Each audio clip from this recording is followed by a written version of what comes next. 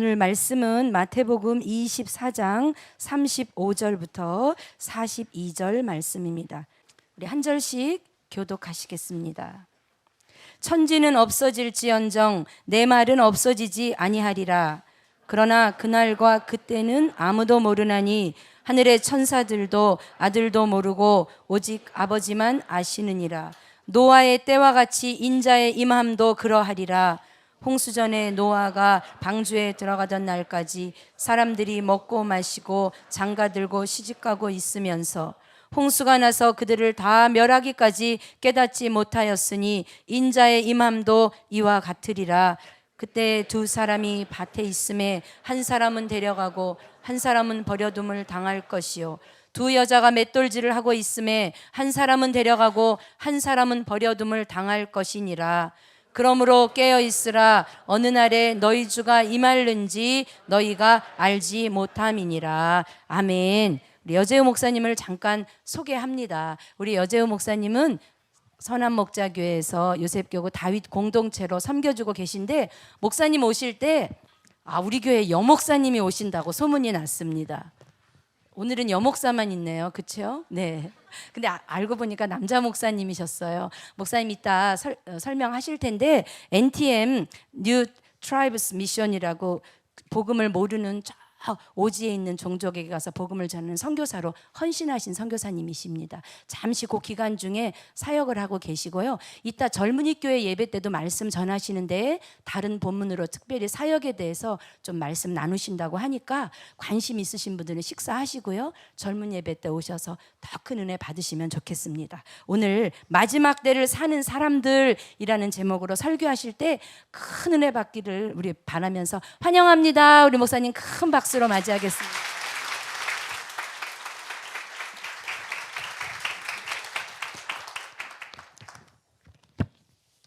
잠시 기도하겠습니다. 주님 아버지, 하나님의 말씀 앞에 섭니다. 하나님의 말씀이 영원부터 영원까지 변하지 아니한 온전한 진리이기에 우리 마음을 그 말씀 앞에 내려놓고 그 말씀 앞에서 우리 삶을 조정하고 그 말씀 앞에 순종하여서 주의 영광을 보기를 원합니다. 이 시간 하나님 말씀 앞에 나온 사랑하는 성도들 하나님 모두를 하나님께서 강권적으로 만나주시고 주의 말씀으로 새롭게 하여 주옵소서. 감사하며 예수님의 이름으로 기도합니다. 아멘. 네, 반갑습니다. 오늘 우리가 보게 되는 마태복음 24장의 말씀은 예수님께서 친히 마지막 때에 대해서 말씀하신 아주 귀한 말씀입니다. 굉장히 성경 공부를 좀 깊이 해보면 아주 배울 게 많은 부분인데요, 지금은 성경 공부를 할 수 있는 시간은 아닌 것 같고 그 중에서 한 부분을 따서 같이 한번 생각해 보려고 합니다. 근데 말씀을 나누기 전에 잠깐 제가 제 가족을 좀 소개하고 그리고 말씀을 계속했으면 좋겠습니다. 저희 사진입니다. 네, 저희 강대영 목사님께서 여기 수지선한목자교회 부르는 기준이 아이 많은 기준으로 부르시는 것 같아요. 지난번에 왕 목사님 오셨다가 하셨다고, 아이 5인 목사님 오셨다가 하셨다고. 아이가 4명인데 아들, 딸 이렇게 4명이 있습니다. 제가 이 사진을 보여드리는 이유 중에 하나는 나중에 제가 제 아이 이야기를 좀 해야 될 것 같아서 미리 좀 보여드리고 이야기를 나누려고 합니다. 예수님께서 마지막 때에 관련된 이야기를 하셨는데요, 마지막 때가 언제라고 말씀하셨냐면 주님께서 다시 오실 때가 있을 거라고, 주님이 왕으로 다시 오시고 재판장으로 다시 오시고 통치하러 다시 오시는 그때가 있으면 마지막이라고 말씀하셨습니다. 예수님이 친히 마지막 때를 자세하게 묘사하고 있는 유일한 장이 마태복음 24장입니다. 그런데 이 마태복음 24장에 등장하는 이 말씀을 하실 때 청중들이 잘 알아들을 수 있도록 해주셔야 했어요. 그래서 청중들의 수준에 잘 알아들을 수 있도록 하시기 위해서 예수님이 한 그림을 그려주십니다. 마지막 때는 이런 모양일 거야 하고 그림을 그려주시는데 그게 오늘 본문에 등장하는 노아의 이야기입니다. 그러니까 예수님이 그리시는 마지막 때의 그림이 뭐였냐면 노아의 때와 같을 것이다 라고 말씀하셨다는 것입니다. 그러니까 마지막 때는 노아의 때를 잘 살펴보면 마지막 때도 그럴 것이다 라고 예수님이 생각하셨던 거죠. 그리고 그렇게 말씀해 주셨습니다. 노아의 때에 대해서 우리가 그래서 같이 한번 생각해 보려고 하는데요, 이 노아의 때가 어땠는지를 살펴보면서 이 마지막 때가 앞으로 좀 더 있다가 올 건지 아니면 우리가 살고 있는 이때인지 아니면 이미 지나갔는지 한번 생각해 보면 좋을 것 같습니다. 먼저 여러분 노아의 때를 보려면 이해하려면 창세기 말씀으로 좀 돌아갈 필요가 있습니다. 왜냐하면 창세기 6장에 그리고 그 뒤에 7장, 8장에 걸쳐서 노아의 시간이 쭉 나오고 있는데 그중 노아의 시간, 노아가 살고 있던 때의 모습이 어땠는지는 6장에 아주 잘 나와 있습니다. 근데 이 6장에 보면 노아의 특징, 노아의 시대의 특징이 잘 등장하는데 그 족보가 6장 전에 등장하는데 노아가 아담의 구대손으로 등장하고 있습니다. 근데 노아가 태어나기 120년 전에 아담이 죽었고요. 그리고 노아가 아담이 죽은 다음에 120년 후에 태어났습니다. 근데 그 당시 사람들의 평균 연령이 얼마냐면 900세쯤 됩니다. 평균 연령이 900세가 약간 넘는데 그 평균 연령으로 치면 노아가 태어나기 얼마 전에 아담이 죽은 겁니다. 그러니까 노아와 함께 살았던 사람들은요, 다 많은 사람들이 누구를 봤냐면 아담을 봤어요. 그리고 아담과 대화해 본 적이 있고 아담의 이야기를 들은 적이 있는 사람들입니다. 무슨 말이냐면 아담이 자기가 에덴 동산에 쫓겨나서 죽을 때까지 제일 많이 했던 얘기가 뭘까요? 그거 먹지 말았어야 되는데 그 얘기 했을 거 아니에요. 하나님 어떤 분이신지 그런 얘기들을 계속하는 아담의 이야기를 듣고 살았던 사람들이 그들이라는 겁니다. 그리고 노아가 태어나기 60년 전에 어떤 일이 있었냐면 하나님과 동행하던 사람 에녹이 하나님 앞에 죽음을 보지 않고 불림받아 갑니다. 그러니까 노아의 시대의 사람들 중에 절반 이상은 아담과 에녹을 만난 적이 있어요. 그리고 아담과 에녹에게 하나님에 대해서 들은 적이 있는 사람. 그러니까 대부분의 사람들이 직접 들었건 아니면 한 대를 거쳐서 들었건 간에 하나님에 대해서 아주 익숙하게 알고 있는 시대의 사람들이 바로 노아의 시대입니다. 우리가 살고 있는 이 시대가 어떤가 한번 생각해 보세요. 전도하러 나가면 혹시 선생님 예수님 믿으십니까? 예수님 믿으셔야 합니다 하면 다 들어봤어요. 다 들어봤어요. 그 벌써 몇 번째인지 몰라. 이런 일이 참 많아요. 제가 예전에 캠퍼스에서 전도할 때 캠퍼스에서 제가 사형리를 가지고 전도할 때 사형리를 그대로 전도하거든요. 사형리에 대해서 들어보셨습니까? 그러면 들어봤다는 사람들이 많아요. 이미 많이 들어본 거예요. 어떤 사람은 7번 들었습니다. 7번 뭐 이런 분도 계셨는데 익숙한 거예요. 하나님에 대해서 익숙한 시대에 살고 있던 사람들이 노아의 시대 사람들이고 하나님에 대하여 들어본 적이 있고 익숙하고 교회가 뭔지 알고 내가 당신에게 좀 가르쳐 줄게 이렇게 바뀌는 시대에 살고 있는 사람들이 우리들입니다. 그런데 그 시대를 향해서 하나님에서 익숙했던 시대를 향해서 하나님이 보시는 시각이 뭔지가 창세기 6장 5절에 등장합니다. 제가 한번 읽어보겠습니다. 여호와께서 사람의 죄악이 세상에 가득함과 그의 마음으로 생각하는 모든 계획이 항상 악할 뿐임을 보시고 하나님에 대해서 잘 알고 있었거든요. 하나님에서 익숙하거든요. 근데 여기에 무려 3번이나 아주 전체적인 강조를 드립니다. 뭐라고 말하고 있냐면 사람의 죄악이 세상에 가득하다. 그리고 그들의 모든 계획이 항상 그래서 아주 부정적인 시각들을 강조하기 위해서 이런 전체적인 단어들을 3번이나 집어넣어서 이 묘조를 표현하고 있습니다. 하나님에 대해서 익숙한데 하나님과는 멀어져 있는 사람들. 그것이 노아의 시대의 사람들이었을 거예요. 어떤가요? 우리가 살고 있는 이 시대는 어떤가요? 하나님에 대해서는 익숙한데 교회가 세상에 지탄을 받고 세상 사람들이 교회라고 하면 더 믿지 않고 하나님과 멀어져 있는 사람들 살고 있는 이 시대가 마치 노아의 시대 같지 않으신가요? 그런데 이 노아의 시대 사람들은 또 어떻게 살았냐면요, 하나님께서 익숙한데 그 사람들 나름대로 열심히 사는 사람들이었어요. 그냥 이렇게 살면서 그냥 모든 것들이 개차반이고 막 질서도 없고 자기 원하는 대로 살고 그렇지 않고요, 열심히 살았습니다. 그걸 어떻게 알 수 있냐면 그 당시 사람들이 어떻게 살았는지가 창세기 6장 4절에 등장합니다. 제가 읽어보겠습니다. 당시에 땅에는 네피림이 있었고 그 후에도 하나님의 아들들이 사람의 딸들에게로 들어와 자식을 낳았으니 그들은 용사라, 고대에 명성이 있는 사람들이었더라. 당시에 용사들이 등장했는데 그들이 명성을 얻었다고 말하고 있어요. 무슨 말이냐면 사람들의 관심과 주목이 이 용사들에게 가기 시작했습니다. 그러니까 사람들이 당신은 어떻게 살고 싶어? 저는 용사가 되고 싶습니다. 사람들이 관심을 가지고 저렇게 살아야 되는구나, 저게 참 가치 있는 삶이구나 라고 생각하는 기준을 따라서 열심히 살았어요. 그 관심이 어디로 갔냐면 용사들이었습니다. 거대한 체력을 가지고 세상에 영향력을 미치고 사람들에게 어떤 영향력을 행사할 수 있는 아주 위대한 사람들이 있었다는 거죠. 그런데 그렇게 열심히 사는 사람을 향해서 하나님이 보시기에는 그들이 악이 가득했다고 말하고 있거든요. 이 시대에 하나님에 대해서 잘 알고 있고 교회가 든든히 서가는 시대 가운데 사람들의 소망을 가까이 들어가서 쳐다보면 이 용사를 쫓는 삶을 살고 있는 것 같습니다. 좋은 대학을 가고 좋은 직장에 취업하고 좋은 사람을 만나서 결혼하고 좀 더 안정된 미래를 보장할 수 있는 일들을 하고 사람들에게 칭찬을 받고, 그리고 남들보다 좀 더 큰 집이나 좋은 차를 타고 남들보다 좀 더 좋은 브랜드의 옷을 입고 남들이 좀 더 젊어 보인다고 말하는 그런 삶과 얼굴과 몸매가 되기 위해서 자기 삶을 투자하고, 거기다가 조금 더 고결한 사람들은 그래도 세상에 좋은 선한 영향력을 미치기 위해서 노벨상을 받고 사람들이 칭찬받는 자리에 가고 싶은 삶. 그런데 하나님은 잘 아는데 삶의 목표는 그쪽으로 향하고 있는 것, 그것이 바로 노아의 시대의 사람들의 모습이었습니다. 마치 오늘날 우리의 모습과 비슷한 것 같지 않으십니까? 뿐만 아니라 노아 시대에는 어떤 일이 있었냐면 하나님의 약속 계획된 것이 있었어요. 그것이 무엇이었냐면 하나님 노아에게 내가 이 땅을 물로 심판하겠다라는 약속이었죠. 계획이었죠. 하나님이 참으시다 참을 수 없어서 물로 모든 호흡하는 것을 다 심판하기로 결정하는 것을 말씀하십니다. 노아에게. 우리에게도 그런 말씀이 있지 않나요? 하나님이 어떻게 말씀하셨죠?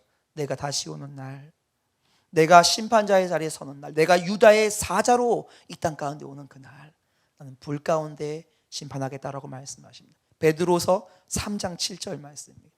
이제 하늘과 땅은 그 동일한 말씀으로 불사르기 위하여 보호하신 바 되어 경건하지 아니한 사람들의 심판과 멸망의 날까지 보존하여 두신 것이니라. 뭐라고요? 하나님이 노아의 시대에 내가 물로 이들을 심판하겠다 말씀하셨던 것처럼 21세를 살고 있는 우리들에게 내가 불로 이제 이 땅을 심판할 것이다 라고 말씀하신 경고가 동일하게 주어져 있습니다. 그런데요, 하나님이 심판을 말씀하시고 하나님 심판을 안 하셨어요. 노아에게 물로 심판하겠다고 말씀하시고 아주 오랫동안 심판하지 않았습니다. 노아가 방주를 짓는 동안 걸린 시간은 성경은 120년이라고 말하고 있는데요, 120년에 걸쳐서 하나님은 심판하지 않았습니다. 하나님이 방주를 하나님의 주권과 도우심 가운데 완성하려고 하면 1개월 안에도 완성하실 수 있었습니다. 그런데 하나님이 노아에게 마치 노아 혼자서 고생해서 다 만든 것처럼 보이는 것처럼 하는 정도로 120년이라는 시간을 기다려 주셨어요. 어쩌면 그 방주와 만들어지는 작업을 조금씩 늦춰갔는지도 모르겠습니다. 베드로서는요, 노아를 뭐라고 말하냐면 방주를 만들었던 사람이라고 말하지 않고 을을 전파했던 노아라고 말하고 있습니다. 무슨 말이냐면 노아는요, 방주만 만든 게 아니고 뭘 했냐면 사람들에게 여러분, 하나님의 심판이 있을 거예요, 의로운 심판이 있을 거예요 라고 말을 했단 말입니다. 그러니까 사람들이 방주가 지어지는 걸 보면서 저게 왜 만들어지는지도 알고, 노아의 말을 들으면서도 왜 만들어지지 않은 시간이 무려 120년이었어요. 왜죠? 그들이 듣고 돌이켜서 하나님께 나오기 원하셨기 때문에 그렇습니다. 하나님 불로 이 땅을 심판한다고 하셨는데 무려 그렇게 말씀하시고 나서 무려 2000년 가까이 시간이 지났습니다. 너무 지나도 오래 지났어요. 그러니까 사람들이요, 이 얘기는 기독교 교리에 나오는 저 구석 쪽에 있는 한 어떤 이야기 중에 하나이다 라고 생각하는 그런 경향들이 시간이 지날수록 점점 증가하기 시작합니다. 그래서 교회가요, 주님이 우리를 불로 심판하실 날이 있다는 말들을 잘 안 합니다. 제가 어렸을 때만 해도 천국 지옥 얘기 참 많이 했던 것 같은데 요즘에 지옥 얘기하는 교회 쳐다보기 굉장히 어렵습니다. 그렇죠? 근데 분명하게 그것이 있다고 합니다. 왜 하나님은 2000년 동안 안 오셨을까요? 성경은 이렇게 말하고 있습니다. 한번 들어보십시오. 베드로후서 3장 제가 8절부터 읽겠습니다. 사랑하는 여러분, 세 번역입니다. 이 한 가지만은 잊지 마십시오. 주님께서는 하루가 1000년 같고 1000년이 하루 같습니다. 어떤 이들이 생각하는 것과 같이 주님께서는 약속을 더디 지키는 것이 아닙니다. 도리어 여러분을 위하여 오래 참으시는 것입니다. 하나님께서는 아무도 멸망하지 않고 모두 회개하는 데 이르기를 바라십니다. 그러나 주님의 날은 도둑같이 올 것입니다. 뭐예요? 노아의 시대에도요, 하나님이 그들을 멸망하고 싶지 않으셔서 오랫동안 은혜 가운데 기다리셨던 거죠. 노아가 방주를 지으면서 계속 말했을 때, 100년이 지나고 110년이 지났을 때 사람들은 아마 이렇게 말했을 것 같아요. 아니 노아 그만 말해. 그렇게 말한 지가 벌써 100년이 넘었어. 100년이 언제 와? 그냥 배부터 일단 저봐. 저보고 내가 어떻게 되는지 좀 보고 그러고 좀 얘기 좀 합시다. 이런 일들이 참 많이 있었을 거라고 생각되어집니다. 정말 당신이 내 말을 좀 들으셔. 당신이 틀렸어. 내가 맞았어. 오늘 2000년이라는 시간이 지난 이후에도 주님이 오시지 않은 이 시대를 살고 있는 우리들을 향해서 사람들이 말하죠. 그거는 성경 속에 있는 이야기고 21세기 최첨단 인터넷 시대를 살고 있는 당신이 그렇게 말하면 되겠어?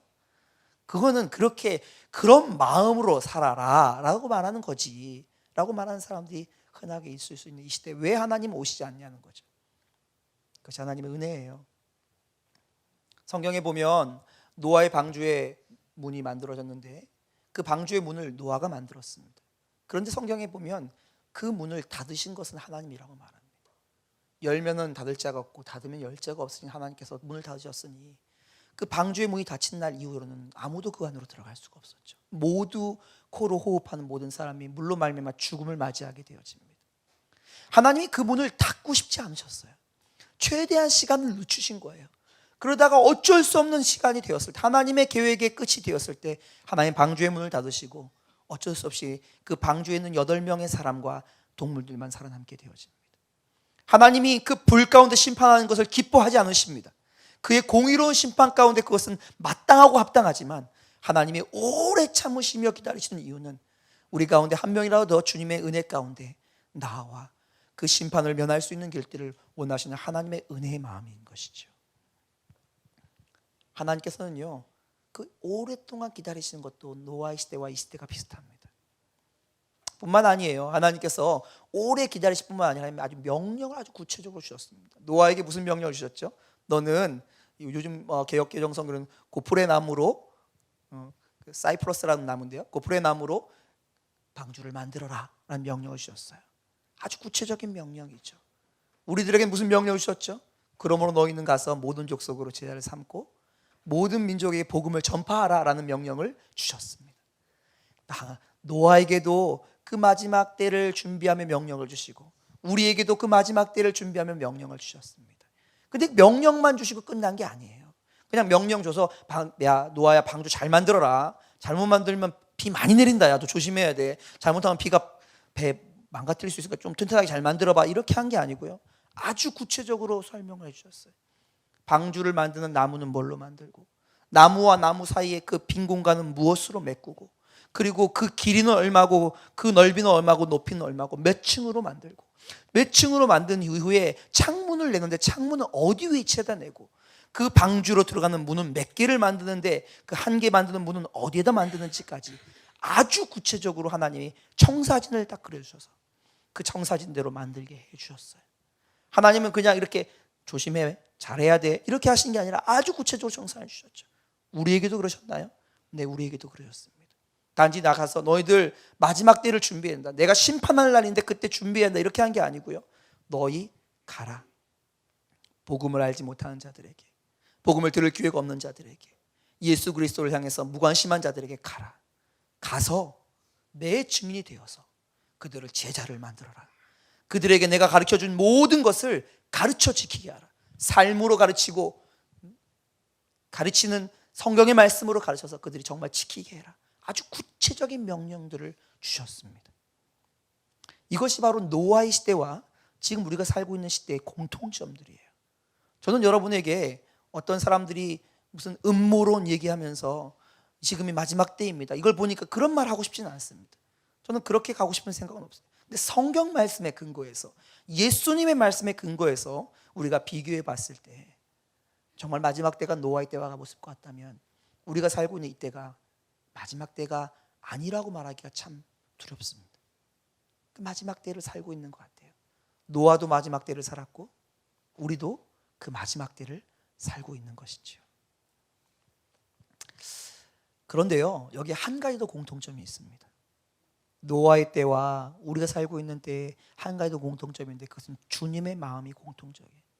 주님이요, 노아의 때에 가졌던 마음과, 그리고 지금 우리가 노아의 때처럼 살고 있는 이 때를 향해서 가지고 계신, 마지막 때를 향해 가지고 계신 마음이 공통적이에요. 근데 그 공통적인 마음이 뭔지 아십니까? 염려하십니다. 주님께서 걱정하신다고요. 오늘 본문에 그것이 나와요. 주님의 염려가 무엇이었는지 잘 등장하고 있습니다. 제가 37절부터 읽겠습니다. 노아의 때와 같이 인자의 임함도, 예수님의 다시 오심도 그러하리라. 홍수 전에 노아가 방주에 들어가던 날까지 사람들이 먹고 마시고 장가들고 시집가고 있으면서 홍수가 나서 그들을 다 멸하기까지 깨닫지 못하였으니 인자의 임함도 이와 같으리라. 뭐라고요? 깨닫지 못하는 것에 대해서 염려하십니다. 그게 때가 됐는데, 하나님이 이제 문을 닫으셔야 되는데, 사람들은 그토록 노아의 말을 많이 듣고 그토록 큰 배를 날마다 보고 살아갔으면서도 깨닫지 못하는 것에 대해서 하나님께서 안타까워하시고 아파하셨어요. 그런데 마지막 때도 그럴 거라는 거예요. 그렇게 하나님이 분명하게 말씀 가운데 기록해서 불로 심판하실 것이고, 내가 다시 올 것이고, 내가 심판주로 올 것이고, 너의 행한 대로 갚아주겠다고 말씀하신 것이 너무나도 명백한데도 불구하고 그것을 깨닫지 못할까 봐 주님께서 안타까워하세요. 근데 그 깨닫지 못하는 이유가 있습니다. 오늘 본문에 뭐라고 말하고 있냐면, 너무 바쁜 거예요. 너무 마음에 중요하게 생각하는 것들이 있는 거예요. 근데 그게 죄는 아니에요. 뭐예요? 먹고 마시고 장가들고, 우리 인생이 정말 중요한 것들입니다. 근데 그 우리 인생이 정말 중요한 것들을 하느라고 그것과 비교할 수 가장 중요한 일들을 잃어버릴까 봐, 그것이 주님이 가지고 계신 안타까움이자 염려였습니다. 이 일은 누구에게 일어나는 걸까요? 바로 저에게 일어났던 일입니다. 저는 하나님께서 1998년에서부터 2000년까지 중국 선교사로 있는 기간에 선교사로 불러주셨어요. 그래서 저는 한 2년만 선교사하고 그만하려고 했는데 주님이 계속 불러주셔서 선교사가 되기로 작정하고 중국에서 돌아온 2000년부터 선교를 준비해서 결혼할 때 선교사 된다고 선포하고, 그리고 이제 지금까지 살고, 이제 다음 달이 되면 다다음 달이 되면 저는 선교지로 가게 됩니다. 근데 그런 제가 선교지에 들어가기 위해서 훈련을 받기 위해서 미국에 갔습니다. 제가 처음 갔던 미국에 갔던 그 주가 미시간 주인데, 그 미시간 주가 미국에서는 좀 이렇게 내륙입니다. 제가 굉장히 한국 사람이어서 한국 사람적인 식성을 못 버려요. 그래서 그 생선 같은 걸 되게 좋아하는데, 이 내륙에서 생선 구하기가 그렇게 쉽지가 않습니다. 거기 5대5가 있어서 생선이 많이 날 것 같은데 생선을 안 팔아요. 5대5 생선을 잘 안 먹나 봐요, 그 민물 생선들. 그래서 주로 한인마트 가서 아주 냉동으로 된 아주 바다 생선을 사 먹는데 비싸기도 하고, 그래서 자주 못 먹는데, 어느 날 친구를 따라갔는데, 이 친구가, 미국 친구가 그 동네에 좀 가면 있는 그 공원에서, 호수에서 낚싯대를 들여갖고 낚싯대를 감았는데, 이거 제법 큰 고기가 이만한 게 잡혀 들어오는 거예요. 지금 그때는 이제 잘 몰랐는데 그게 베스라고 우리나라에도 많이 있는 그 생선이 이렇게 잡혀오는. 근데 그렇게 어렵지 않게 잡는 거예요. 제가 뭔 생각이 들었을까요? 잡아먹으면 되겠구나. 돈은 없으니까 사 먹지는 못하겠고 잡아먹으면 되겠구나. 그래서 그 월마트에 가서 10불짜리 애들 낚싯대 같은 거 하나 사갖고 저 던져봤어요. 저도 처음에 친구 거를 하다가 던져봤는데 잡히는 거예요. 곧잘 잡혀요. 한 1시간 정도 하면 몇 마리 잡히는 거예요. 그러면 프라이팬 한 두세 마리씩 구워서 먹을 수 있는 정도가 되는 거예요. 이게 하나님의 도우심이지 뭐했어요. 그래서 제가 얼마나 열심히 이렇게 잡아다가 먹고, 근데 보니까 그건 안 먹는 고기더라고요, 한국에서는. 저는 굉장히 맛있게 먹고, 비린내 나지 마지 맛있게 먹었습니다. 잡아서 먹고. 그러니까 제가 이제 그때부터 취미가 낚시가 된 거예요. 이유는 생선을 잡아 먹으리라. 이게 이제 제가 낚시를 하게 된 이유입니다. 그런 다른 이유는 없었습니다. 그런데 제가 이제 첫 번째 훈련을 마치고 두 번째 훈련을 미시간이라는 곳으로 가게 됐는데, 거기도 아주 커다란 호수가 있습니다. 근데 바로 그 호수에 저희 훈련소가 있었어요. 그러니까 호수의 한 부분을 저희 훈련소가, 그 땅을 사서 거기 훈련소가 있었는데, 그러니까 저희 집에서 걸어서 2분에서 3분 내면 호수까지 도착해요. 그리고 호수가 얼마나 큰지 제가 그전에 잡았던 요만한 이렇게 생선 잡아먹는 게 수준이 아니고 거기는요 호수가 너무 커서 각종 다양한 물고기 잡히는데 크기가 커요. 심지어는 거기서 메기 같은 건 아주 큰 게 잡히는데 얼마나 큰 메기가 잡히냐면 50kg가 넘는 메기가 잡히기도 합니다. 제가 그거를 보고 나서 얼마나 제가 마음에 흥분을 했겠습니까? 저런 걸 먹을 수 있다니.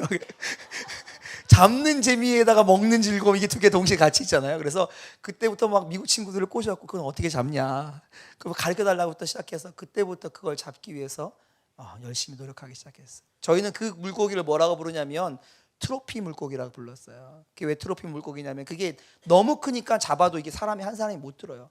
배로 잡아서도 배에 이렇게 끌어올리면 배가 뒤집어집니다. 보트 같은 게 워낙 크기 때문에. 그래서 여러 명이 같이 잡아서 끌어당겨서 잡아야 되는데 그걸 잡으면 보통 이 성인 그 남자들 같이 잡으러 간 친구 3명이서 고기를 이렇게 듭니다. 이렇게 한 명 이쪽에 머리, 한 명 몸통, 한 명 꼬리를 이렇게 드는 거예요. 3명이 이렇게 딱 들고 뭐 하냐면 반드시 사진 찍어야 돼. 이렇게 이게 우리의 트로피예요. 우리가 이렇게 큰 거 잡았다 이거예요. 그리고 거기다가 그 몇 월 며칠 써놓고 뒤에 몇 킬로 이거 몇 파운드 이걸 딱 적어놔야 돼요. 그러면 이게 막 이게 엄청나게 뿌듯한 일입니다. 그때부터 제 마음이 거기로 불타오르기 시작하는 거예요. 어떻게 하면 제가 트로피 물고기를 잡을 수 있을까? 그때부터 제가 시간만 나면, 훈련 받는 시간 말고 시간이 나면 뭐 하냐면 어떻게 하면 트로피 물고기 잡는지를 공부하기 시작했어요. 그리고 트로피 물고기를 잡으려고 보니까 제 낚싯대는 못 잡는 거예요. 제 낚싯대는 부러져 버려요. 좀 더 큰 낚싯대를 구입하기 시작하고 좀 더 큰 낚싯바늘을 구하고 어떤 미끼를 써야 되는지를 배우고 그리고 어느 정도의 깊이 던져야 되는지 어떻게 잡는지를 연구하기 시작하고 실제로 그 일들을 하면서 꽤 큰 물고기를 제가 잡기 시작했습니다. 저희 냉장고에 그 냉동고 위칸에 고기로 가득 찬 거예요. 고기냐, 그 머리 있는 고기도 아니에요. 제가 다 잘라서 살만 발라서 이렇게 네모나게 만드는 고기가 가득 들어 있어요. 제가 점점 잘 잡기 시작한 거죠. 그러다 어느 날 그때 그 당시에 저희 집에 아이가 넷째가 태어나기 전인데 셋이 있었는데 아내가 첫째하고 셋째 아이를 데리고 시간을 보내고 제가 둘째 딸아이를 데리고 이제 시간을 보내게 되는 날이었습니다. 근데 그날도 날씨가 너무 좋아요. 낚시를 하고 가고 싶은 거예요. 근데 제가 낚시를 종종 하니까 아이들이 그 물고기에 대한 거부감이 없거든요. 되게 좋아하고. 그래서 딸아이인 은선이한테 제가 물었습니다. 은선아, 아빠하고 낚시하러 갈까? 은선이 가겠대요. 그래서 같이 낚시 얼마나 좋아요? 아이를 돌봐주면서 낚시도 하고. 그래서 제 마음에 기쁜 마음으로 낚싯대를 챙겨서 아이랑 함께 낚시를 하러 갔습니다. 제가 주로 낚시하는 곳은 그 호수가에 그 배를 정박하는 댁이라고 하는 곳에 이렇게 배를 정박할 수 있도록 나무가 이렇게 걸어갈 수 있는 그 나무 길 같은 게 쭉 난 곳에 거기 끝에 가서, 왜냐하면 깊은 데 가야 큰 고기를 잡으니까 최대한 물 중심으로 가기 위해서 그 끝에 가서 낚시를 했죠. 그래서 낚싯대를 던져놓고 아이랑 이렇게 얘기하고 있는데 얼마 지나서 정말 낚싯대가 움직이는 거예요. 오늘은 빨리 잡히네. 그걸 잡았는데 꽤 묵직한 게 잡혔어요. 물론 트로피 물고기는 아니지만 꽤 묵직한 고기가 잡혔어요. 땡겨 보니까 이게 땡기는 맛도 있고 잡았다 은선아 막 그러고 이제 같이 땡겨서 이렇게 올렸는데 정말 꽤 큰 놈이 올라왔는데 이게 제가 찾고 있던 메기가 아니고 자라가 올라온 거예요. 자라. 여러분 자라 아시죠? 그 미국에서 서프쉘이라고 부르는 거북이. 근데 그 자라가 조금 요만한 자라가 이렇게 그 물고기 낚는 낚싯대에 걸려 올라왔어요. 저는 자라 잡기는 몇 번 잡았는데 그런 건 아이랑 같이 잡아본 적이 없거든요. 근데 제가 이제 자라를 떼서 이제 이렇게 버리려고 했는데 아이가 물고기인 줄 알고 아빠 뭐 잡았어 하고 왔다가 봤는데 이상하게 생긴 놈이 하나 올라왔거든요. 그러니까 아이가 무서웠나 봐요. 근데 은서야 거기 있어. 내 아빠 이거 빨리 버리고 다시 잡아줄게 했는데 갑자기 이렇게 막 자라를 띄고 있는데 뒤에서 풍덩 소리가 들려요. 뒤를 돌아보니까 아이가 없어요. 저희가 있던 그 호수가 굉장히 좀 이렇게 흙탕물이에요. 그래서 바닥이 절대 안 보여요. 그리고 제가 있었던 거기가 큰 배가 왔다 갔다 하는 한 3m 정도 이상 되는 깊이가 있는 곳인데 뭐 다 내팽개치고 풍덩한 소리가 나는 곳으로 가보니까 아무것도 안 보이고 딸아이 머리카락 몇 개가 이렇게 위에 이렇게 보이는 거예요. 뭐 정신이 없죠. 뭐 뛰어들어서 아이를 고이 이렇게 올려 이런 거 없습니다. 머리카락을 잡아갖고 막 당겨갖고 막 이렇게 해갖고 아이를 간신히 물 밖으로 끄집어냈습니다. 뭐 어떻게 끄집어냈는지 잘 기억이 안 나요. 아무튼 막 머리카락을 잡아서 막 이렇게 했고 막 이렇게 어깨 올려서 이렇게 끄집어 올린 것까지만 기억나고, 그리고 이제 아이가 막 많이 우니까 아이를 막 달래면서 아이도 졌고 저도 졌고 그래서 막 급하게 막 다 내팽개치고 집으로 돌아와서 아이를 씻기고 했던 기억이 있습니다. 그리고 그날 또 여러 가지 훈련 프로그램들과 일들이 있어서 그냥 지나갔어요. 시간이 지나갔어요. 그리고 이제 그날 밤이 되었습니다. 그날 밤이 되어서 이제 아이를 재워놓고 나머지 세 아이 다 재워놓고 아내하고 이제 그 얘기를 있었던 얘기를 하고 밤에 자려고 누웠는데 그제서야 제 머릿속에 오늘 있었던 일들이 쓱 치고 지나가는 거예요. 너무 바쁜 시간 때문에 그걸 생각할 시간이 없다가 스치고 지나가는 거예요. 조용해지고 나니까. 그러면서 생각 드는 게 만약 그때 아이가 빠졌는데 아이 머리카락이 안 보였으면 어떻게 되는 거지? 이런 생각이 들기 시작하는 거예요. 내가 그때 뛰어들었는데 구하지 못하고 같이 들어갔으면 어떻게 되는 거지? 이런 생각부터 여러 가지 생각이 이렇게 머릿속으로 스치고 지나가니까 그 전까지 괜찮았던 제 마음이요. 막 이렇게 심장이 막 가슴을 뚫고 나올 듯이 막 급하게 뛰기 시작하는 거예요. 어쩔 줄 모르게 뛰는 거예요.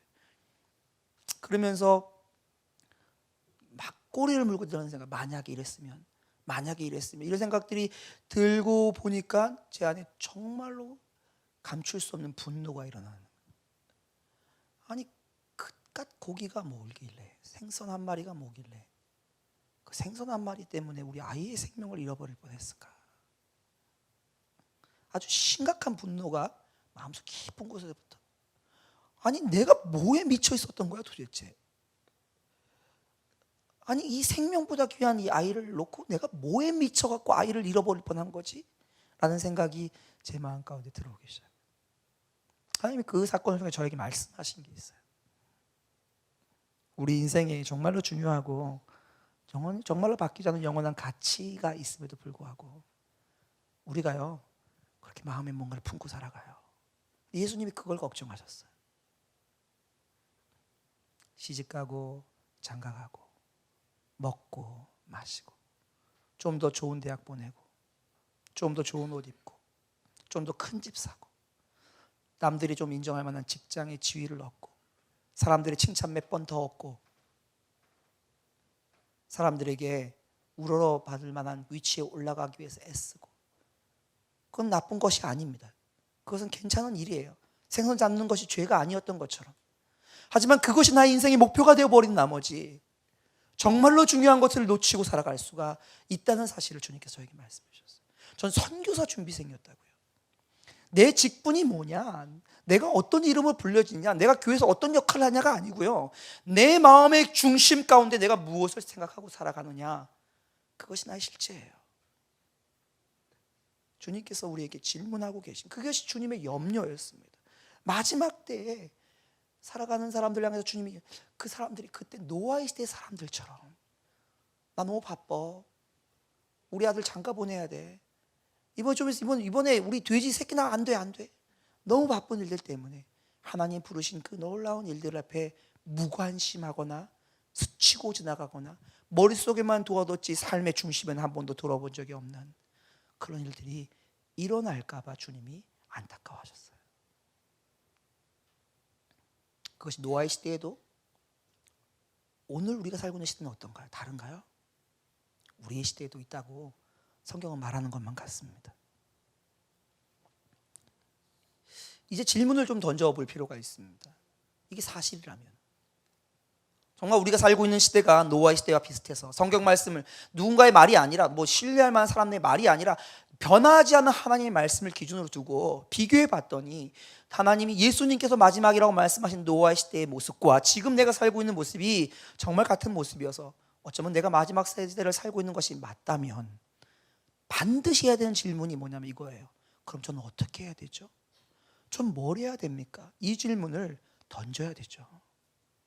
그 질문을 반드시 던져야 됩니다. 여기에 대해서 성경 오늘 본문이 답을 주고 있습니다. 답을 한번 같이 보겠습니다. 42절 보겠습니다. 42절 제가 읽습니다. 그러므로, 이게 결과니까 그러므로 나와요.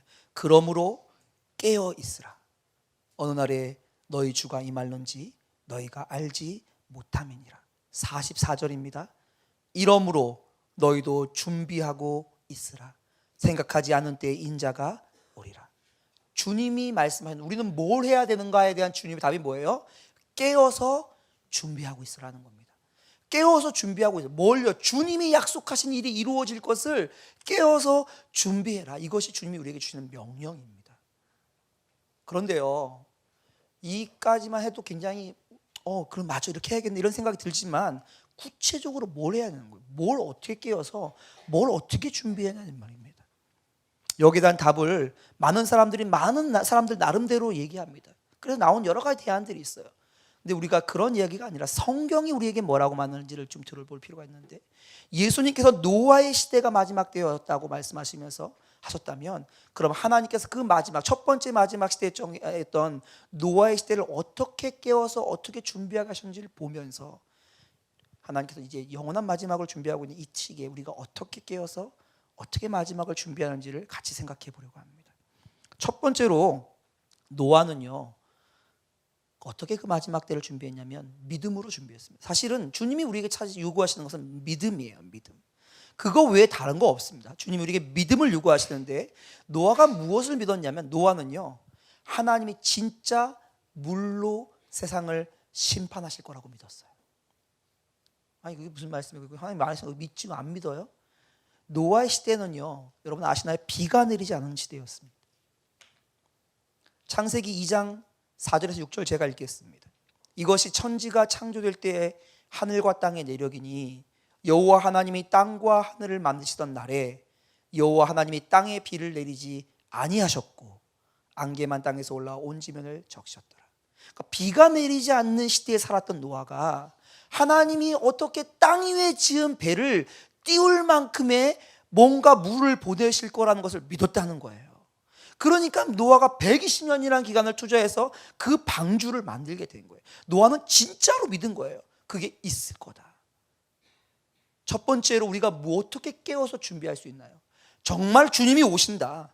정말 주님의 때가 되면 주님께서 우리가 정말 영안을 떠서 그분을 보게끔 오시게 될 거다. 그리고 우리가 모두가 벌거벗은 것처럼 감추인 게 없이 주님 앞에 나아가서 하나님 앞에 서게 될 거다라는 것을 정말로 믿는 것이 첫 번째입니다. 여러분 정말 믿으시나요? 정말 예수님이 어쩌면 내일이라도 당장, 아니 어쩌면 예배 드리는 중에라도 당장 오실 거라고 믿으시나요? 이게 첫 번째 깨어서 준비하는 거예요. 이걸 우리가 너무 안 믿으니까요, 예수님께서 우리에게 강조해서 많이 말씀해 주셨습니다. 요한계시록에만 봐도요, 수없이 많이 말았는데 제가 몇 군데만 좀 보겠습니다. 22장에만 해도 몇 개가 나오는데 제가 읽겠습니다. 이걸 잊어버릴까 봐 주님께서 강조해서 말씀해 주신 거예요. 22장 7절입니다. 보라, 내가 속히 오리니 이 책의 예언의 말씀을 지키는 자가 복이 있으리라 하더라. 12절입니다. 보라, 내가 속히 오리니 내가 줄 상이 내게 있어 각 사람에게 그 일한 대로 갚아주리라. 20절입니다.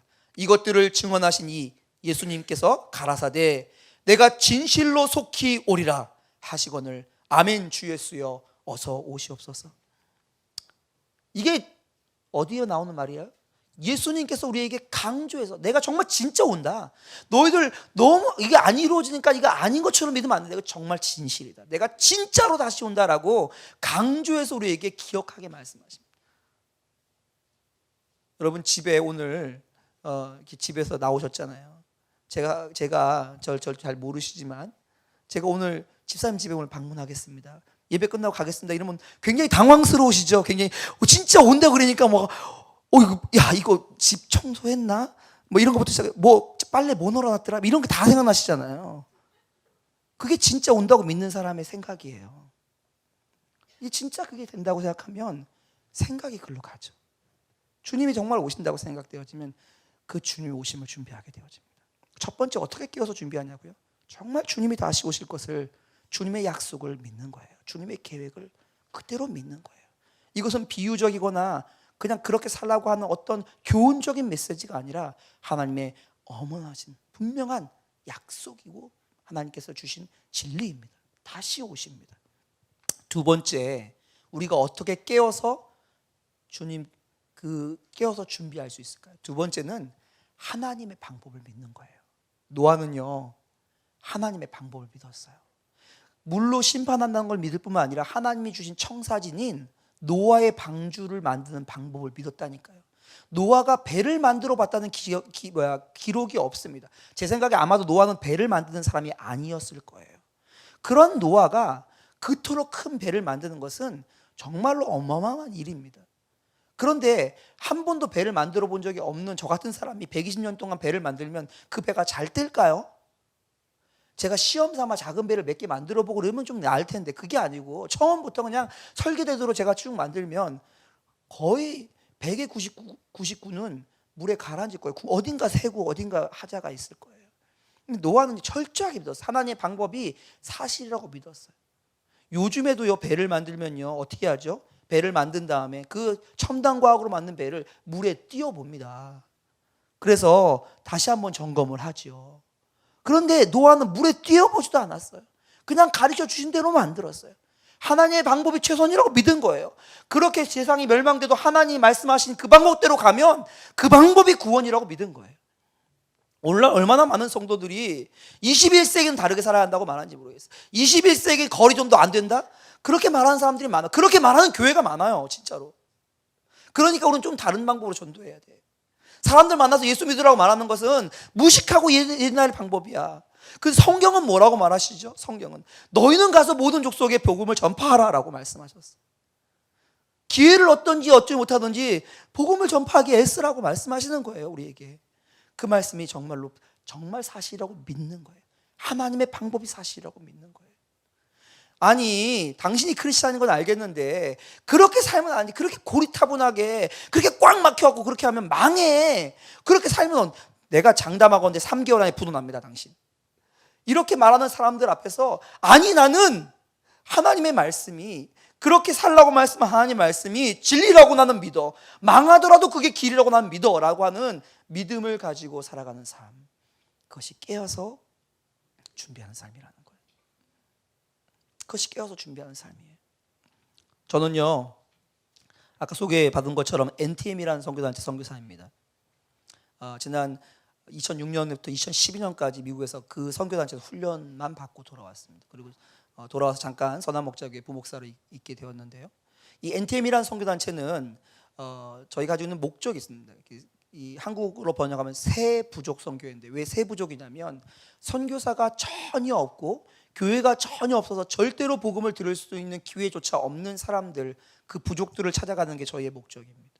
그래서 저희가 주로 가게 되는 지역들이 아주 오지예요. 아마존 정글이라든가 파푸아뉴기니 가운데 있는 정글, 아니면 인도네시아 저 외딴 섬들, 뭐 아니면 그린랜드에 있는 알래스카 부족, 이런 곳으로 저희가 주로 갑니다. 지금 전 세계 한 3,400 선교사가 한 220개의 부족에서 그렇게 사역을 하고 있습니다. 저희가 하는 것들은 대부분 오지다 보니까 없는 게 많아요. 전기가 없고 상하수도 시설이 없고 학교가 없고 도로가 없고 그리고 병원이 없고 그리고 가게가 없습니다. 그냥 정글과 사람들만 있습니다. 동물만 있는 거예요. 그린랜드 같은 경우는 동물도 잘 안 보죠. 가끔 고래 잡아먹는다는 얘기는 하긴 하던데, 아무튼 그래요. 그런 곳으로 가게 되는 게 저희가 가는 곳의 사역입니다. 저희 사진을 좀 보여주시죠. 저희가 사역하게 되는 지역들의 사진을 제가 대충 보여드립니다. 이런 사람들이 그런 헛을 지어서 살고 있는, 다음 사진 보여주시죠. 이게 이제 인도네시아에 있는 파푸아에 있는 제가 갑자기 종족 이름 모이 부족 사람들입니다. 이런 사람들과 함께 살게 되는 게 저희가 하는 삶입니다. 저희 아이 4명을 데리고 이런 부족 안으로 들어가서 그 부족 안에서 아이들과 함께, 아내와 함께 삽니다. 집을 짓고 저희가 보통 한 15년에서 20년 정도 같이 살면서 사역을 합니다. 이런 일들을 위해서 훈련받았고 이런 일들을 위해서 지금까지 준비해 왔습니다. 자동차로도 오토바이로도 갈 수가 없어서 처음에 갈 때는 갈 수 있는 데까지 가서 정글 속을 거쳐서 2박 3일, 3박 4일 거치고 걸어가서 부족민들을 만나서 그렇게 저희가 살 집들을 구합니다. 재밌는 것은 여러분이 잘 알고 계신 TV 프로그램인 정글의 법칙 아시죠? 네. 그 정글의 법칙의 두 번째로 갔던, 김병만이 갔던 그 지역이 저희 선교사들이 사역했던 지역이에요. 김병만 씨가 안전하게 갈 수 있었던 이유는 선교사가 이미 거기를 안전하게 만들어놨기 때문에 그렇습니다. 아무도 모르시는 비하인드 스토리이긴 한데요. 이런 부족에가 들어가서 사는 것이 저희가 부름받은 부족이에요. 근데 질문을 참 많이 하세요. 선교사님, 목사님, 꼭 거기 가야 돼요? 아니, 목사님, 애가 몇이? 애도 생각해야지. 선교사님은 불 받아서 간다 그러고, 그래도 애들은 뭐야, 애들은. 그걸 가려면 애는 놓고 가세요. 제가 볼 테니까. 이런 분들 굉장히 많으세요. 그런데 그렇게 하시면 꼭 거기 가야 돼요? 거기 말고도 학교 있고 건물 있고 전기 들어오고 물 나오는 곳에도 선교사 필요한 데 많아요. 제가 소개해 드릴 테니까 거기에 맞지 말고 이쪽에 가세요. 거기 가서 선교사님 거기 거기 몇 명 살아? 거기 부족 한 많아야 1,000명? 한 마을에? 여기는 2만 5천 명 살아. 여기 2만 5천 명. 그러니까 거기 가지 말고 이쪽에 가세요. 얘기를 들어보면 다 그분 말이 맞아요. 다 맞아요. 왜 거기 가냐고 물어. 근데 제가 답할 수 있는 이유가 없는데 제 답은 딱 하나예요. 왜 거기를 가야 되냐고요? 주님이 가라 하셨으니까. 주님이 가라 하셨으니까. 주님의 방법은 완전하니까. 주님의 방법이 주님이 가지고 계신 계획 안에 가장 완전하고 가장 안전하고 가장 하나님께서 원하시는 것이기 때문에. 이 부족에 들어가는 것은요, 가장 많은 돈을 드립니다. 일반 도시에 살면 그냥 전기세 내고 소득세 내고 살면 되는데, 저희는 음식도 구할 데가 없고 옷도 구할 데가 없으니까 모든 걸 헬기로 공급받아요. 헬기 연료비를 저희가 내야 돼요. 헬기 연료비가 너무 비싸요. 그래서 보통 선교지 한 4배 정도의 재정이 드는 그런 사역이에요. 그러니까 가장 많은 돈을 들여서 가장 적은 사람을 섬기는 사역입니다. 왜 해야 됩니까? 왜? 선교사 한 명 후원할 거면 다른 선교사 4명 후원할 수 있어요. 그러니까 다른 데 가세요. 주님이 가라 하셨으니까. 주님의 방법이니까. 우리가 어떻게 깨워서 준비할 수 있냐고요? 주의 방법을 신뢰하는 거예요. 주님이 명령하신 그 명령을 신뢰하는 거예요. 정직하게 사는 것, 주님 앞에 부끄럽지 않게 주님과 동행하는 삶, 피곤하고 지치고 어렵지만 나의 삶의 부름의 현장 가운데서 하나님 명령 앞에 정말 무지할 정도로 단순하게 순종하는 그 삶, 그것이 주님이 우리에게 요청하시는 깨어서 준비하는 삶입니다. 세 번째, 우리가 어떻게 깨어서 준비할 수 있을까요? 이 시대가 마지막 때라면 세 번째는요, 주님이 우리와 함께 하시면서 주셨던 약속을 믿는 거예요. 주님은 노아에게, 노아야 배 잘 만들어, 잘못 만들면 죽는다, 나 죽어도 모른다, 이렇게 하지 않으셨어요. 주님이 노아와 함께 하셨죠. 노아가 배를 만드는 모든 과정 가운데, 배에 탄 이후에, 그리고 풍랑이 치고 사실은 지진이 나서 용암이 흘러나온 이런 것이 노아의 방주인데, 그 노아 시대인데, 그런 모든 상황 가운데 노아가 안전할 수도 있었던 이유는 뭐예요? 하나님이 지켜줬던 거죠. 제가 그 노아의 이야기를 이렇게 성경을 읽으면서 제일 어려웠을 일은 제가 볼 때는 배를 만드는 게 아닙니다. 저는 상상력을 사용해서 성경을 읽는 걸 좋아하는데, 제일 어려운 일은 제 생각에는 동물을 불러 모으는 거예요. 암수 한 쌍씩 동물을 불러 모으는 거예요. 저는 어떤 낙타가 암컷인지 어떤 낙타가 수컷인지 몰라요, 잘. 근데 그걸 다 암수 한 쌍씩 모아야 돼요. 근데 또 불러 모아 보니까 쟤네들이 왼수야. 그러면 안 되잖아, 그렇죠? 부부를 몰라줘야 돼. 그렇게 해줘야 되는데 그걸 어떻게 했을까? 또 애들 보고 줄 서, 똑바로 가자, 안 돼, 멈춰, 이러면 듣나요? 동물들이 지 가고 싶은데 가잖아요. 코끼리가 가다가 멈추라는데 안 멈추고 계속 가갖고 앞에 있는 낙타 밟고 그 앞에 있는 닭 밟으면 낙타, 닭 멸종, 이렇게 되는 거 아니에요, 그렇죠? 이 말도 안 되는 이 상황들 앞에서 어떻게 그 일이 가능하죠? 왜 그걸 하려고 했죠? 하나님 명령하셨기 때문에, 하나님 책임진다고 믿었기 때문에. 하나님 우리에게 너희는 가서 복음을 전파하고 너희는 나의 빛이 되고 증인이 되라고 말씀하실 때 그냥 그렇게 말씀하지 않고, 내가 세상 끝날까지 너희와 항상 함께 있으리라, 내가 너희를 도무지 버리지 아니하고 너를 떠나지 아니하리라 라는 약속도 같이 주셨어요. 이 약속을 믿는 거예요. 이 약속을 믿는 거예요. 이것이 깨어서 준비하는 삶입니다.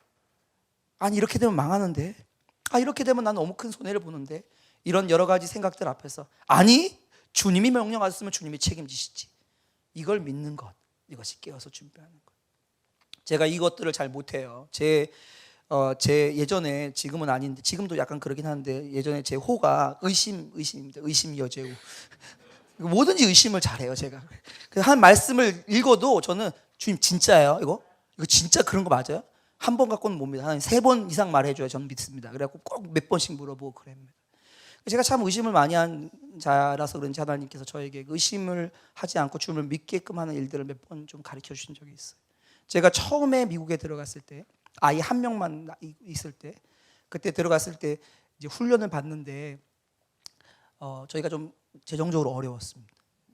그래서 그 통장을 이렇게 열어보니까 20불이 채 안 남은 거예요. 19불 얼마 남은 거예요. 근데 이제 식료품이 하나도 없어요. 그래서 식료품을 사러 가야 되는데 다음에 송금해서 돈이 오기까지가 3일이 있어요. 3일 동안 먹을 음식을 사야 돼요.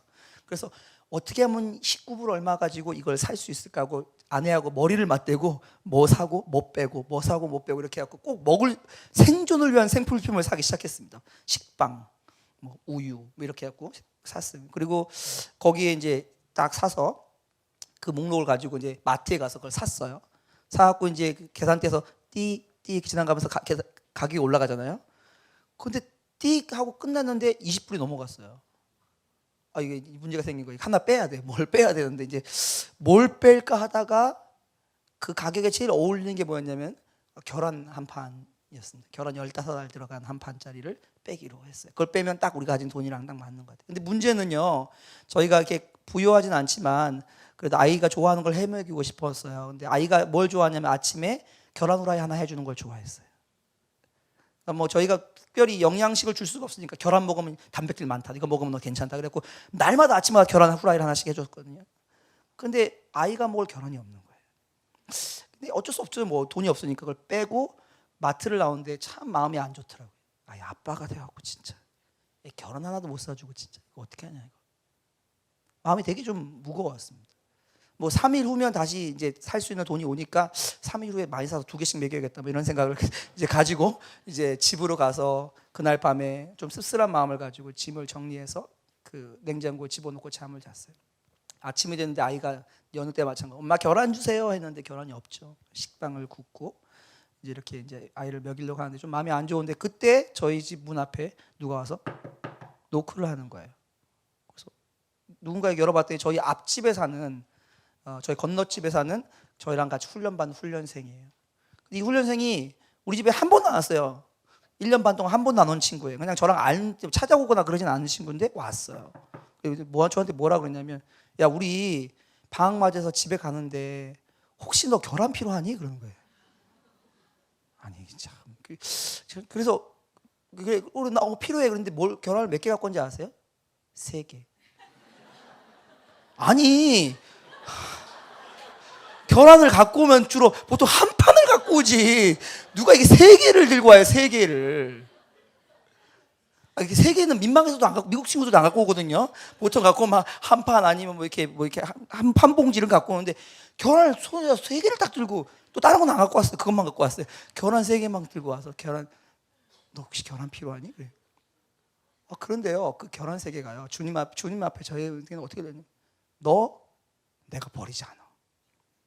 내가 너 책임진다. 너 왜 이렇게 의심하냐? 두려워하지 말아라.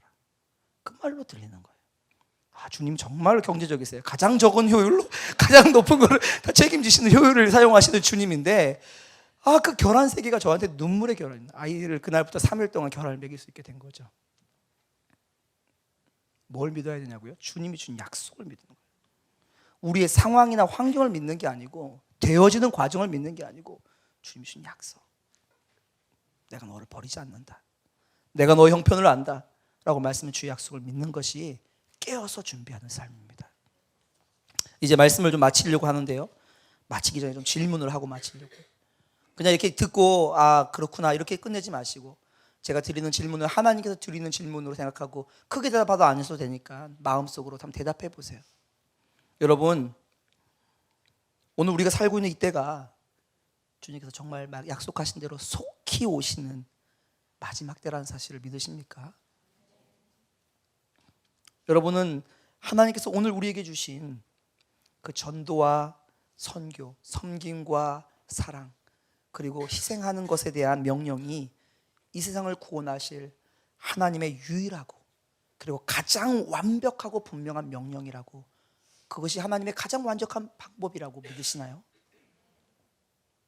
여러분, 우리가 이 하나님의 명령에 순종할 때 하나님께서 우리에게 약속하신 대로 우리의 삶을 책임지시고 우리의 삶을 주장하신다는 사실을 믿으시나요? 여러분, 이 믿음이 하나님이 찾으시는 믿음이에요. 우리가 얼마나 거룩한 모습으로 이 자리에 앉아있느냐는 그렇게 중요하지 않습니다. 내 직분이 목사로 불리냐, 장로로 불리냐, 선교사로 불리냐, 그 중요하지 않아요. 주님 우리 안에 믿음을 보기를 원하십니다. 우리 마음의 중심 가운데 주님과의 나의 관계 가운데 내가 어디에 서 있는지를 보기를 원하시죠. 제가 지금 이 설교를 드리면서 여기 계신 분들 당장 직장 그만두고 선교지로 가라고 말씀드리는 거 아닙니다. 주님이 부른 그 자리. 목사님 저는요 애 2명 데리고 있는데 아침부터 저녁까지 하는 일은 집안일밖에 없어요. 설거지하고 방 치우고 애 재우고 애 먹이고 애 옷 갈아입히고 빨래하고 저거 하는 건 그것밖에 없어요. 괜찮아요. 주님이 그 자리로 부르셨다면 그 자리에서 주님이 다시 오실 것이라는 믿음으로 주님이 불러주신 그 자리에서 하나님이 맡겨주신 그 일들을 하나님의 약속하실 것을 이루실 거라고 생각하는 그 방법으로 아이들을 사랑하고 말씀을 양육하고 주님 앞에 기도하고 주님이 원하시는 방법대로 설거지하고 방 청소하고 그렇게 살아가는 것이 주님께서 마지막 때를 살아가는 방법이라고 말씀하고 있다고 저는 믿습니다. 저는 선교사만이 위대한 사람이라 생각하지 절대로 않습니다. 아무도 주목하지 않지만 하나님이 하시는 그 자리에서 하나님이 부르시는 그 방법, 그 약속, 하나님의 그 부르심 앞에 고결하게 타협하지 않고 주의 말씀이기 때문에 하나님 앞에 그 걸음을 한 걸음 한 걸음 걸어가는 사람들을 향해서 주님이 주목하고 계신다고 믿습니다. 이 땅에서 하나님 찾으시는 교회는 거대한 예배당 그리고 아름다운 예배당을 가지고 있는 교회가 아니고 많은 사람들이 모이는 교회가 아니고 주님의 약속의 말씀을 그대로 믿고 그 말씀에 의지하여서 나의 삶의 현장 가운데 내 삶의 현장이 주의 동행하심이고 주의 일하심이고 주의 약속이 성취되는 그 자리로 이끌어가는 믿음의 사람들이 있는 그 교회라고 저는 믿습니다. 오늘 여러분이 이 수지선한 목자교회가 하나님 앞에 그런 교회가 되었으면 좋겠습니다. 이 용인 지역사회에 그렇게 하나님의 복음을 들고 나가고 하나님의 증인으로 서는 교회가 되시기를 축복해 드립니다. 시간 같이 찬양했으면 좋겠습니다. 주님 다시 오실 때까지 찬양할 텐데요, 찬양하실 때 이 가사 가운데 여러분의 마음을 담아서 주님의 이름을 마음으로 부르며 같이 찬양했으면 좋겠습니다. 주님, 제가 주님이 염려하는 사람 되지 않게 해주십시오. 깨닫지 못해서 그냥 막 살아가는 사람 되지 않게 해주십시오. 저의 마음과 중심을 주님이 인도하셔서 주님 원하시는 그 자리로 갈 수 있도록 도와주십시오. 이렇게 고백하며 이 찬양을 부르도록 하겠습니다.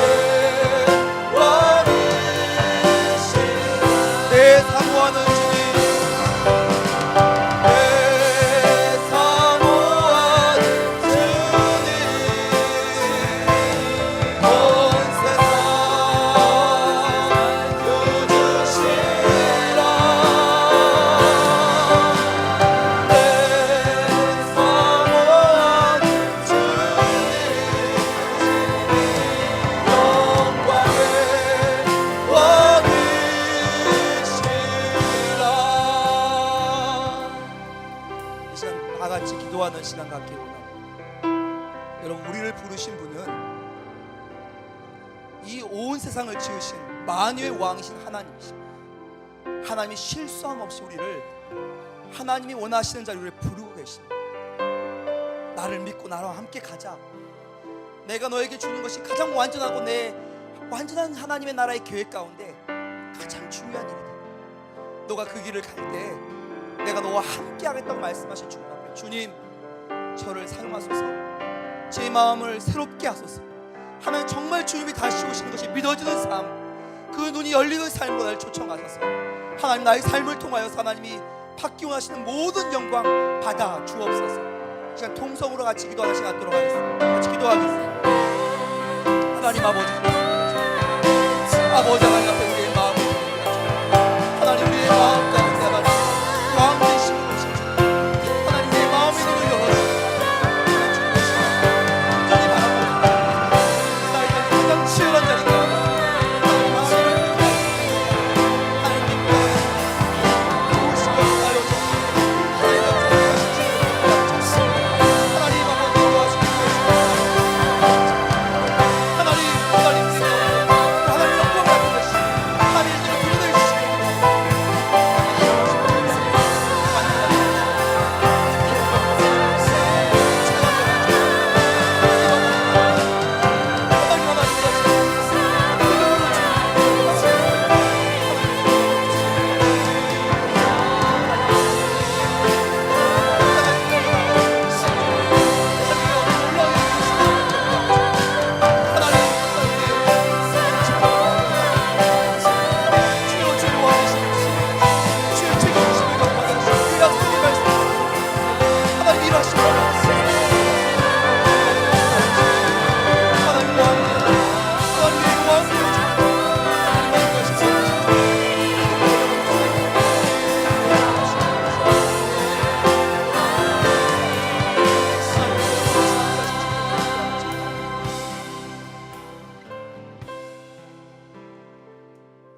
하나님 아버지, 이 땅을 주장하시고 이 땅 가운데 왕 되신 당신 앞에 나아갑니다. 하나님, 우리가 살아가는 삶이 우리의 노력이나 우리가 가지고 있는 것으로 결정되는 것이 아니라 주의 계획 가운데, 주의 완전하신 통치 가운데 이루어지는 것을 믿음으로 고백합니다. 주님이 다시 오시겠다고 말씀하셨고, 다시 오시는 날 우리의 눈물을 닦아주겠다고 말씀하셨고, 그 영원한 나라에서 우리에게 상급을 준비한다고 말씀하신 하나님, 주의 약속의 말씀에 믿어지는 은혜를 이 자리에 가득한 모든 성도들에게 하나님 허락하여 주시기를 간절히 기도합니다.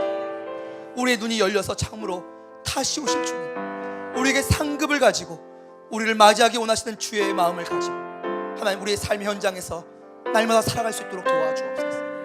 아무도 주목하지 않는 자리, 정말 힘들고 어려운 자리지만 주의 약속의 말씀을 믿고 의지함으로 하나님, 주님 가라고 하시는 그 길을 믿음으로 걸어갈 수 있도록 우리를 붙잡아 주옵소서. 주의 성령으로 충만케 하여 주옵소서. 하나님, 세상 사람들에게는 어리석어 보이나 하나님에게는 충성스러운 삶을 믿음으로 살 수 있도록 인도하여 주옵소서. 주님이 이를 통하여 영광 받으시면 됩니다. 주님의 나라가 이를 통하여 확장되면 됩니다. 주님 원하시는 그 일을 온전히 이루어 주옵소서. 이제는 우리 주 예수 그리스도의 은혜와 아버지 하나님의 사랑하심과 성령님의 교통하심이, 인도하심이, 우리를 세밀하게 인도하실 뿐만 아니라 우리 가운데 역사하심이, 오늘 이 자리에 나와서 주님 앞에 하나님 다시 오실 것을 준비하겠습니다, 깨어서 준비하겠습니다라고 고백하고 다짐하는 모든 성도들 위해 영원토록 함께 하시기를 간절히 축원하옵나이다.